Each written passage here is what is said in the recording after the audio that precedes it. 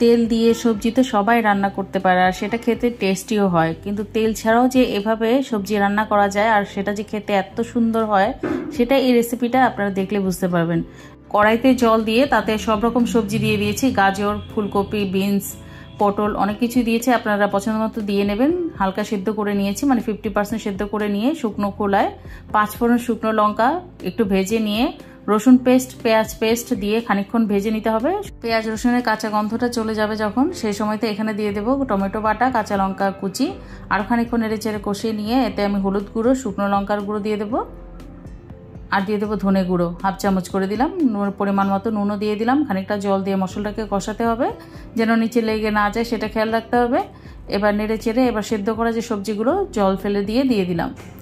যেহেতু সবজিটা প্রায় সেদ্ধ করাই রয়েছে তাই রান্না করতে কিন্তু বেশি টাইম লাগবে না। ঢাকা দিয়ে খানিকক্ষণ রান্না করে নিয়ে ধনেপাতা কুচি